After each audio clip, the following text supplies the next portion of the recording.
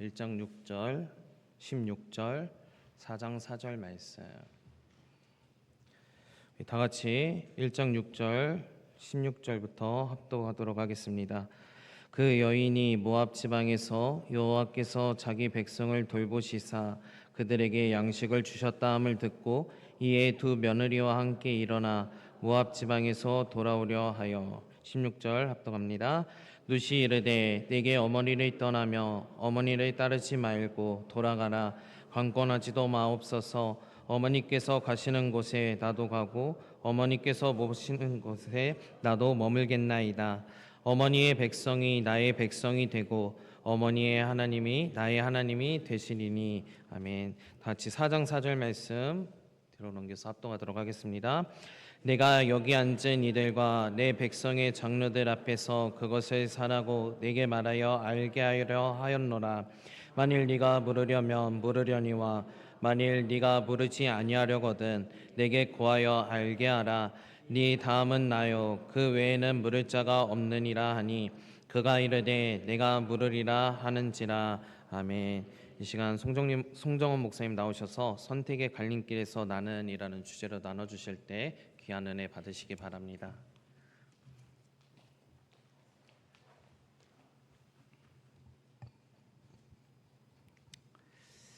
우리는 날마다 선택을 하면서 살아가고 있죠. 수많은 선택들을 합니다. 그리고 그 선택에는 결과가 따릅니다. 우리가 선택한 것을 씨앗에 비유한다면 우리는 그 열매를 따먹고 있는 거죠. 그런데 그 열매가 항상 좋은 것만은 아닙니다. 기쁨과 축복의 열매를 먹을 때도 있지만 또 고난과 아픔의 열매를 먹을 때도 있습니다.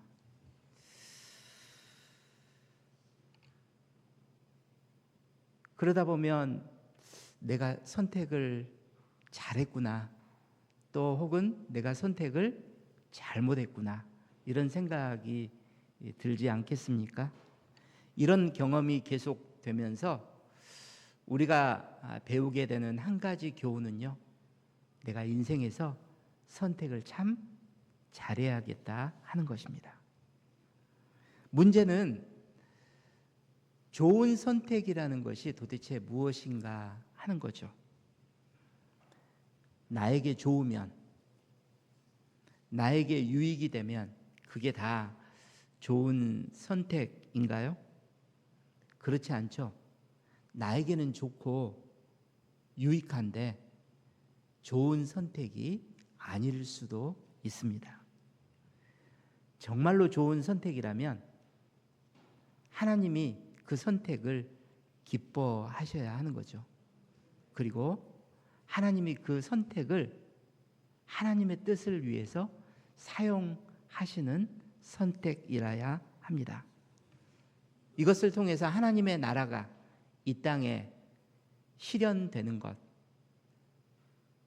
그 유익을 가져다 주는 것이 좋은 선택이라고 할 수 있을 것 같습니다.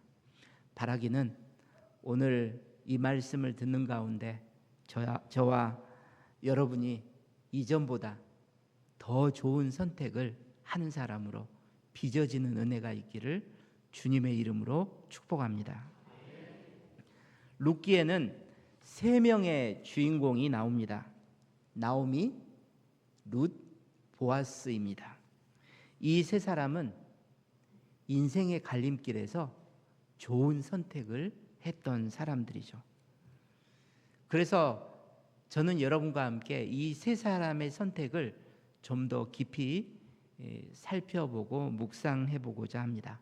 그래서 우리가 좋은 선택을 하기 위해서 말씀이 주는 교훈을 함께 나누어 보기를 원합니다. 첫 번째로 나오미의 선택을 생각해 보죠. 사사시대였습니다. 큰 흉년이 들었습니다. 그래서 베들레헴에 사는 한 사람이 자기 땅을 다 팔아서 처분을 하고 그걸 가지고 아내와 두 아들과 함께 모압 지방으로 이주를 합니다. 모압 지방은 흉년이 아니었던 모양이죠. 아마도 이 분은 흉년만 지나고 나면 다시 고향으로 돌아와야지 하고 생각을 했을 것입니다. 그들의 이름은 아버지가 엘리멜렉이고 어머니가 나옴이고 그리고 두 아들인 말론과 기럧이 있었습니다. 그런데 그곳에서 뜻하지 않는 비극이 발생합니다. 아버지 엘리멜렉이 갑자기 죽은 것입니다. 나오미는 졸지에 과부가 되죠. 그리고 두 아들과 함께 어찌어찌 살아가는 것입니다. 그리고 시간이 흘러서 두 아들은 모압에서 여자를 만나 결혼을 하고 가정을 이룹니다. 오르바와 룻이라는 여인이었습니다. 그런데 이상하게 이 두 부부에게 아이가 생기지 않아요. 안타까운 일 아닙니까? 그러다가 더 엄청난 비극이 이 가정을 덮치게 됩니다. 무슨 영문인지는 모르겠지만 두 아들이 차례차례 죽어버린 것입니다. 모압으로 이주한 지 10년 안에 이것이 다 일어난 일입니다. 여러분, 이런 일을 겪은 나오미의 심정을 한번 생각해 보시기 바랍니다. 본인에게 가장 소중한 모든 것을 잃어버렸습니다. 그녀에게는 아무것도 남아있는 것이 없습니다. 이제는 아무도 아무런 희망도 이 여인에게 찾아볼 수가 없는 상황입니다. 누가 보더라도 나오미의 인생은 끝났다라고 할 수 있는 그런 상황이죠. 그래서 어떤 학자는 이 나오미를 여자 욥이다 이렇게 이야기를 합니다. 비참하고 억울하고 원통하고 절망적인 여인이었습니다. 여러분, 많은 사람들이 이런 상황을 맞닥뜨리면요, 극단적인 생각까지 하게 됩니다. 삶의 의미를 잃어버리고 극단적으로 선택하기도 하죠. 본문에는 나오지 않았지만 여러분, 나오미의 마음 속에도 언뜻 이런 마음들이 생겼을지도 모르겠습니다. 남편을 잃은 것도 모자른데 두 자식을 가슴에 묻은 채 어떻게 맨정신으로 살 수 있었겠습니까? 아들들이 남긴 유품들을 매일매일 만지면서 불면의 밤과 눈물의 밤을 보내었을 것입니다. 그런데 성경은 나오미의 삶이 그렇게 끝나버렸다고 말하지 않습니다. 나오미는 그 상황에서 놀라운 선택을 합니다.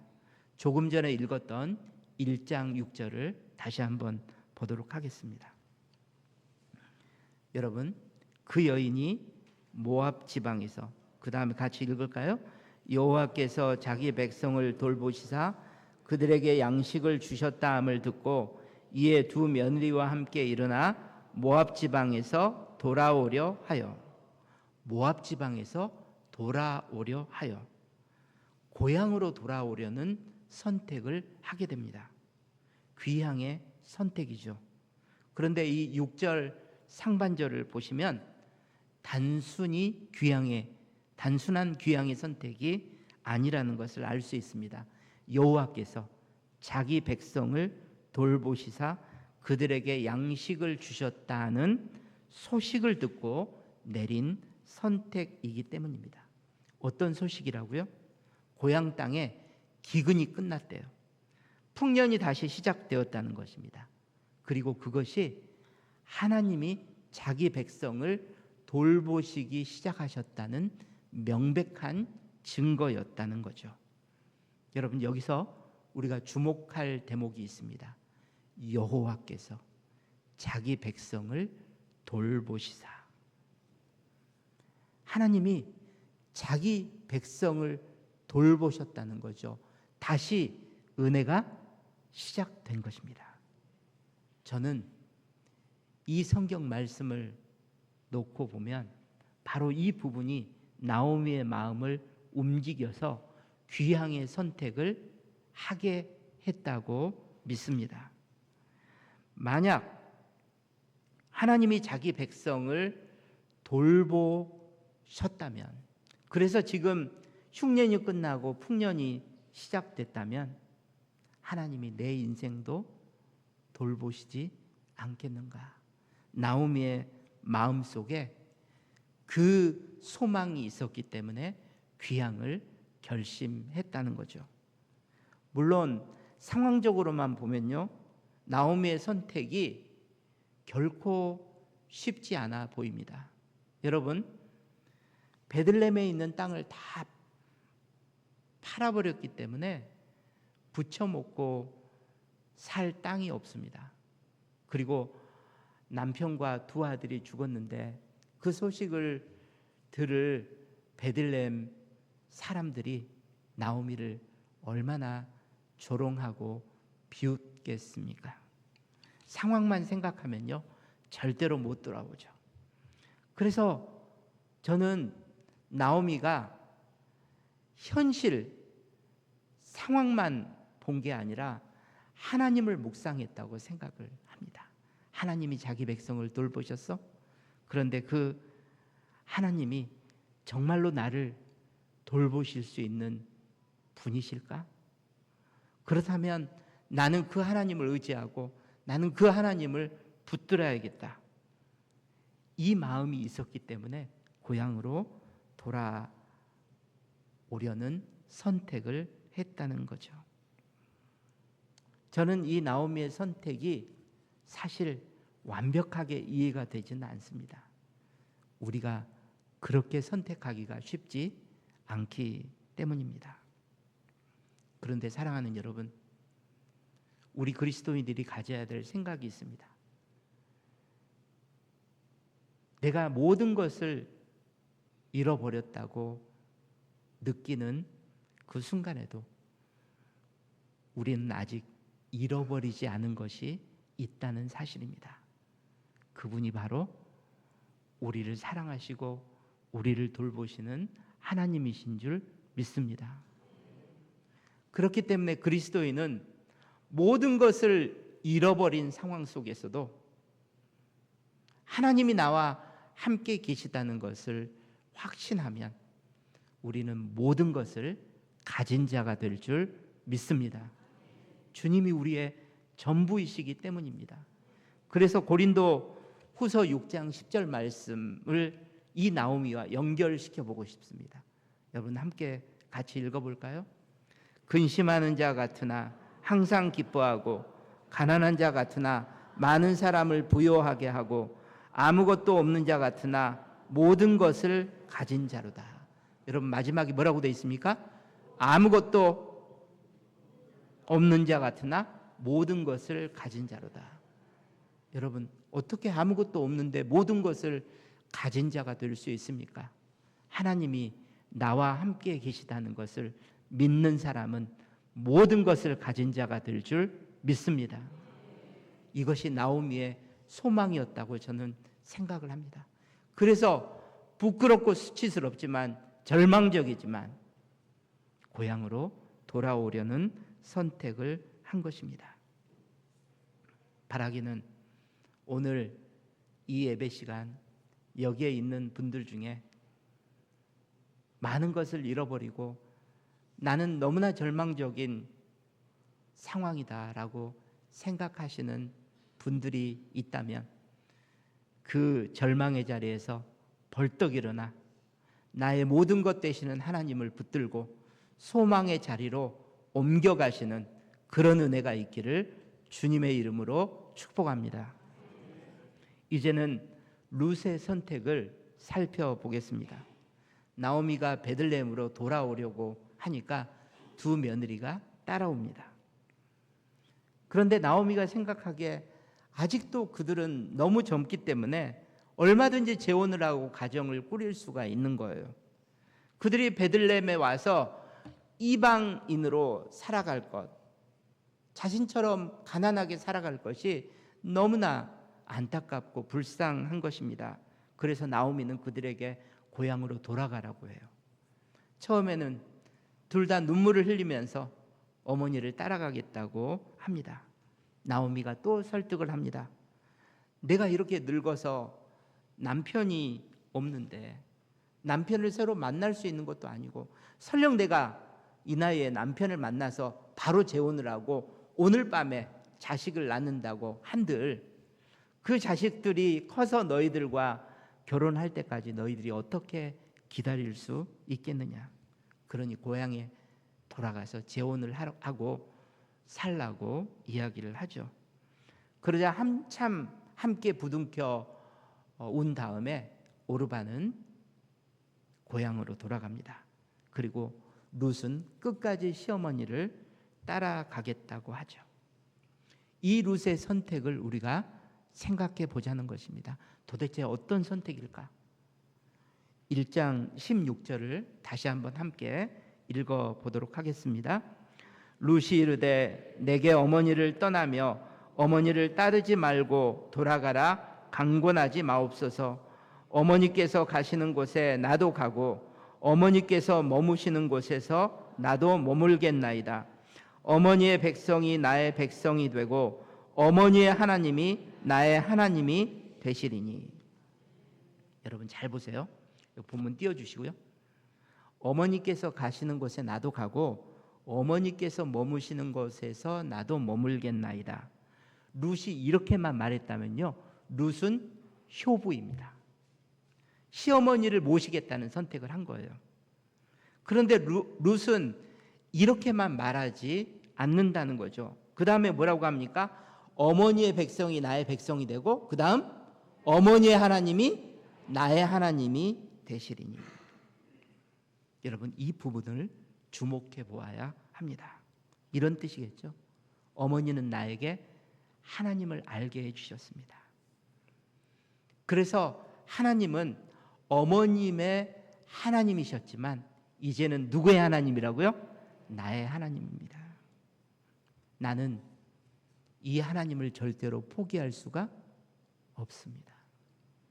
나는 내 믿음을 지키기 위해서 베들레헴으로 어머니를 따라 가겠습니다. 여러분 나오미의 선택이 소망의 선택이었다면 룻의 선택은 믿음의 선택인 것입니다. 믿음을 지키는 자리로 가겠다고 하는 것입니다. 효심을 지키는 선택만이 아니라 믿음을 지키는 선택을 한 거죠. 이 선택을 오르바의 선택과 비교해 보시기 바랍니다.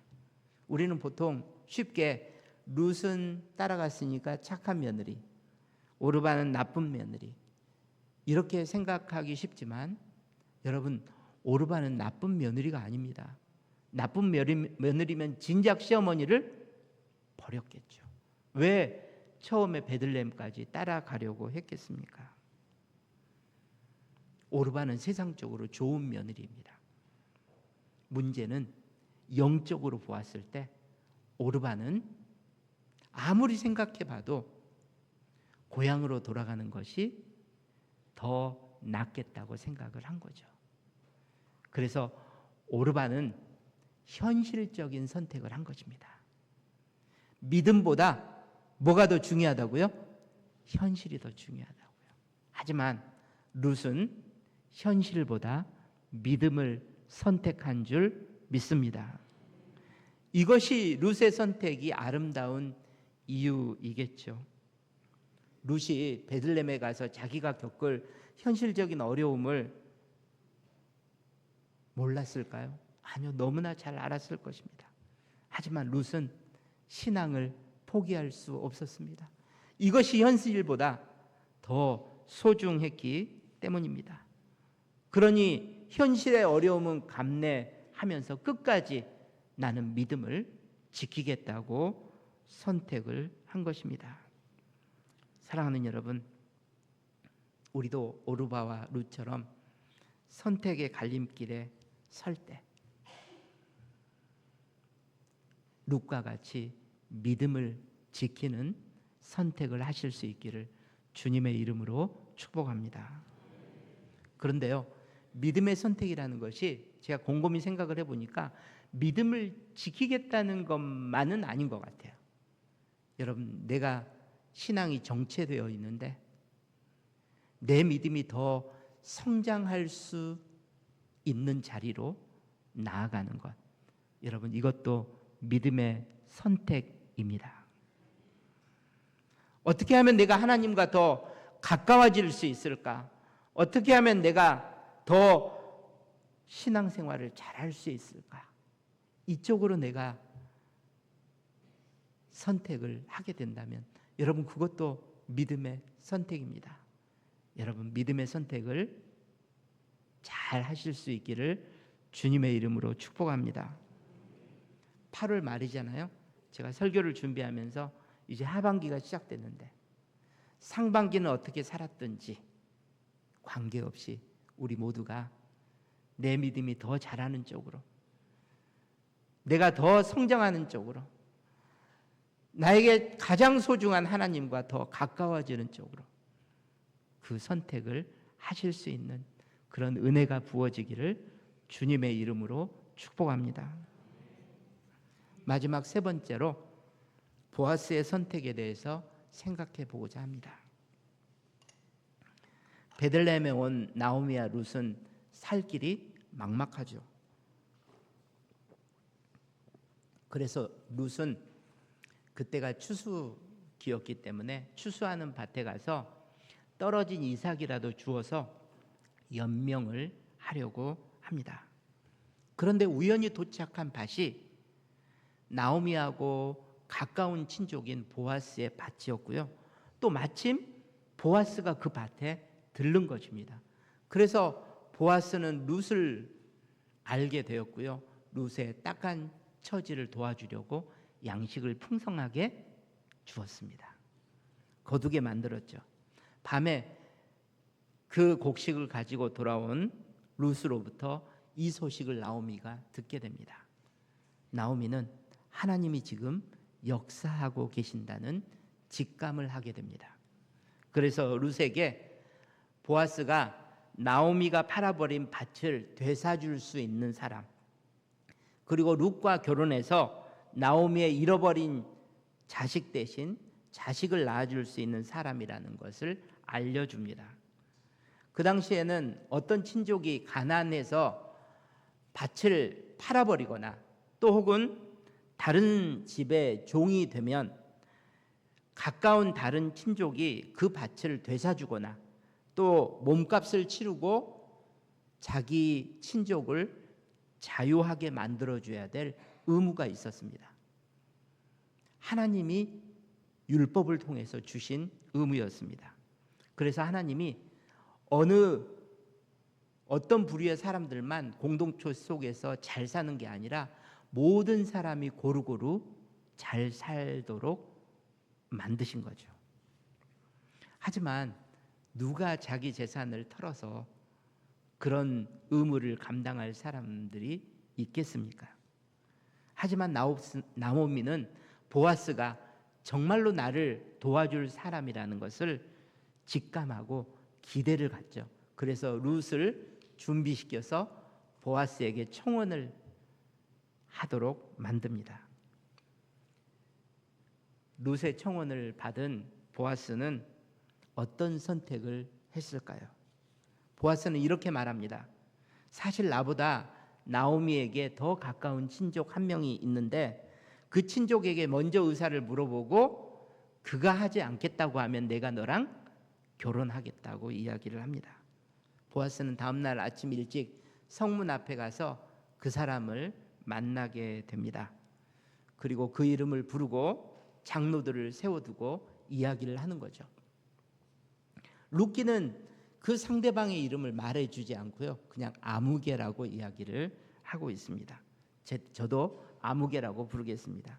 이 아무개에게 나오미의 밭을 되사주는 의무를 지겠냐고 물어봅니다. 이 말을 들은 아무개는 처음에는 선뜻 내가 그러겠노라고 이야기를 하죠. 왜 그랬겠습니까? 나오미에게 자식이 없기 때문에 이 밭을 되사주더라도 나오미가 죽으면 이 밭이 누구 것이 되는 거예요? 내 것이 된다고 생각을 한 것입니다. 그러면 유익이죠. 그러자 보아스는 나오미의 밭을 되사주는 정도만이 아니라 룻과도 결혼을 하고 그동안 나오미 가족을 부양한 다음에 자식이 만약 생기면 그 자식을 다 키워서 그 자식에게 밭을 물려주어야 한다고 이야기를 합니다. 그리고 이렇게 이야기하죠. 4장 4절입니다. 함께 읽겠습니다. 내가 여기 앉은 이들과 내 백성의 장로들 앞에서 그것을 사라고 내게 말하여 알게 하려 하였노라. 만일 내가 물으려면 물으려니와 만일 내가 물으지 아니하려거든 내게 고하여 알게 하라. 내 다음은 나요 그 외에는 물을 자가 없느니라 하니 그가 이르되 내가 물으리라 하는지라. 제일 처음에는 이렇게 이야기를 했는데 보아스가 설명을 더 하니까 생각이 달라지는 거죠. 룻과 결혼을 해서 자식을 낳으면 그 밭이 자기 것이 되지 못하기 때문입니다. 오히려 자기 재산에 손해만 나는 거죠. 그래서 나는 그렇게는 못하겠다고 이야기를 합니다. 그러자 보아스는 장로들 앞에서 그를 맹세시키고요. 자신이 룻과 결혼하겠다는 선택을 하는 거죠. 여러분, 보아스의 선택을 곰곰이 한번 생각해 보시기 바랍니다. 자기 재산만 생각하면 절대로 내릴 수 없는 선택입니다. 재산의 손해가 있을 걸 뻔히 알면서도 내린 선택이라는 거죠. 여러분, 조금 전에 말씀드렸지만 가난한 친족의 밭을 되사주는 것, 그리고 그 가정의 며느리와 결혼해서 자식을 대신 낳아주는 것, 그 밭을 그에게 물려주는 것, 이건 절대적인 의무는 아니었습니다. 할 수도 있고 안 할 수도 있는 거죠. 하지만 보아스가 이 선택을 했다는 것은요, 보아스는 이 율법의 명령을 주신 하나님의 의도를 알고 있었다는 것입니다. 공동체 속에서 살아갈 때 나만 잘 살려고 애쓰지 말라는 거죠. 가난한 형제들을 도와서 그들도 최소한의 삶을 살 수 있도록 도와줘야 한다는 것입니다. 연약한 형제의 짐을 함께 지라고 주님이 당부하신 거죠. 그것이 하나님의 뜻이라는 것을 보아스는 알고 있었습니다. 그 하나님의 뜻대로 보아스는 하고 싶었던 거죠. 공동체를 위해서, 나만 잘 살기 위해서가 아니라 공동체의 가난한 연약한 지체들을 섬기려는 선택을 하게 된 것입니다. 그래서 저는 이것이 섬김의 선택, 사랑의 선택이라고 믿습니다. 그런데 여기서 한 가지 생각해 보아야 할 것이 있습니다. 조금 전에 룻과 다른 선택을 했던 오르바를 미워하지 말라고 제가 말씀을 드렸잖아요. 보아스와 다른 선택을 했던 아무개도 우리가 쉽게 미워해서는 안 됩니다. 그는 나쁜 사람이야, 이렇게 해석해서는 안 된다는 거죠. 그는 나쁜 사람이라기보다는 계산적인 사람일 뿐입니다. 내가 무엇을 얻고 무엇을 잃어버리게 될까, 득실을 생각하고 선택을 하는 사람입니다. 그러면 우리는 아무개를 그냥 미워할 수는 없습니다. 왜? 우리도 그렇게 아무개처럼 살아가고 있기 때문입니다. 이렇게 아무개를 이해해야 보아스의 선택이 아름답고 소중한 것이 되겠죠. 내 재산에 손해가 나는 것을 감수하면서 보아스와 같은 선택을 선뜻 할 수 있는 사람이 그렇게 많지 않기 때문입니다. 어쩌면 우리 모두는 보아스가 되고 싶지만 보아스보다 아무개에 더 가까운 사람이라는 것을 인정해야 합니다. 보아스처럼 살고 싶지 않다는 말이 아니라 살고는 싶은데 막상 현실에 부딪히면 계산을 하게 되고, 계산을 하면 누구처럼 선택한다고요? 아무개처럼 선택할 때가 많다는 거죠. 하지만 나만 잘 사는 것이 아니라 모두가 함께 잘 사는 것이 소중하고 그것이 하나님이 원하시는 거라는 것을 믿는다면 우리는 얼마든지 선택을 다르게 할 수 있다고 믿습니다.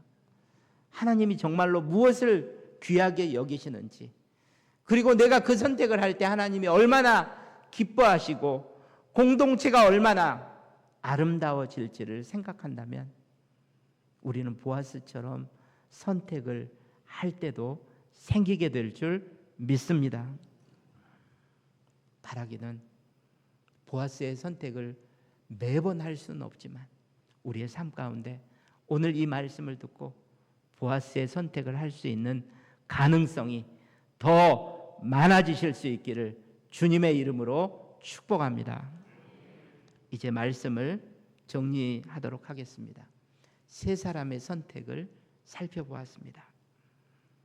한 사람은 절망할 수밖에 없는 상황인데 소망의 선택을 했습니다.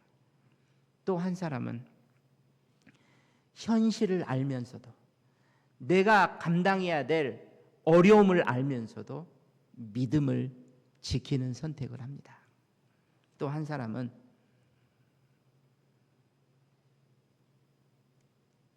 계산해 보면 내가 얼마나 손해를 봐야 한다는 것을 뻔히 알면서도 공동체를 사랑하는 선택을 하고 있습니다. 여러분, 그런데 이 선택이 어두운 사사시대를 뚫고 새로운 다윗 왕국이 시작되는 씨앗이 된 줄 믿습니다. 먼 훗날 다윗의 자손으로 오실 우리 주 예수 그리스도의 계보를 아름답게 이어가는 줄이 된 줄 믿습니다. 하나님이 그 선택을 사용하셨다는 것입니다. 하나님이 그 선택을 통해서 하나님의 나라가 이 땅에 이루어지고 하나님의 구속사가 성취되어 가도록 만드셨다는 것입니다. 그래서 이 세 사람의 선택이 좋은 선택, 영적인 선택, 아름다운 선택이 되는 거겠죠. 바라기는 우리가 지금부터 내리는 선택들이 하나님을 기쁘시게 하고 하나님이 사용하셔서 하나님의 나라가 이 땅에 이루어지고 예수의 재림이 이 땅에 실현될 때까지 하나님이 아름답게 사용하시는 하나님 나라 공동체에 유익한 선택이 되시기를 주님의 이름으로 축복합니다. 기도하겠습니다.